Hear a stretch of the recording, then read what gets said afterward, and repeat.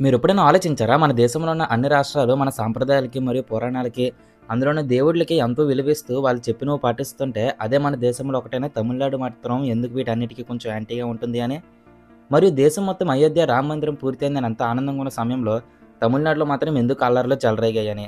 దీనికి సమాధానమే Aryan Dravidian concept. Tamil Nadu ప్రజలు బలంగా ఈ ఆర్యన్ ద్రవిడియన్ కాన్సెప్ట్‌ని ఫాలో అవుతారు.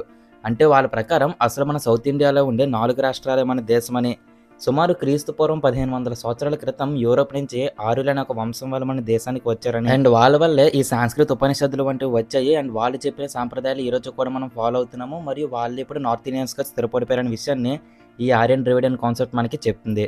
ఈవెన్ క్యాస్ట్ సిస్టమ్ కూడా ఈ ఆరియన్స్ వల్లే వచ్చింది. అసలు ద్రవిడియన్ కాన్సెప్ట్ ఇలాంటిది ఉండదని కూడా తమిళనాడు ప్రజలు బలంగా నమ్ముతారు. మరి అయోధ్యలో రాముడు ప్రాణప్రతిష్ఠ రోజు ఎందుకు తమిళనాడులో అల్లర్లు చెలరేగాయి అనుకుంటున్నారా?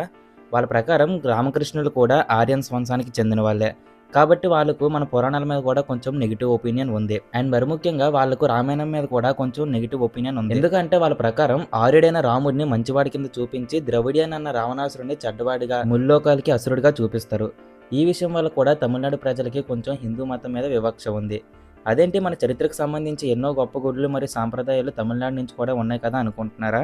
నిజానికి తమిళనాడులో ఎక్కువగా ఉండేవి వైష్ణవ మరియు శివుడు ఆలయాలే గాని రామకృష్ణముడు ఆలయాలు కాదు. అలాగని తమిళనాడు ప్రజలందరూ హిందుత్వానికి సపోర్ట్ చేయడం లేదని నేను అనడం లేదు గానీ, కొంతమంది మాత్రం ఈ ఆర్యన్ ద్రవిడియన్ కాన్సెప్ట్ ని బాగా బలంగా ఫాలో అవుతారు. ఇంకా సింపుల్ గా చెప్పాలంటే అక్కడ పొలిటికల్ పార్టీస్ పేర్లు కూడా ద్రవిడియన్ అనే పేరుతో పక్కా ఉంటది. మరి ఇలాంటి వాల్యుబుల్ కంటెంట్ మిస్ అవ్వకూడదు అనుకుంటే మన ఛానల్ని సబ్స్క్రైబ్ చేసుకోవడం మర్చిపోకండి. అండ్ మరొక వాల్యుబుల్ కంటెంట్తో మరో వీడియోలో కలుసుకుందాం.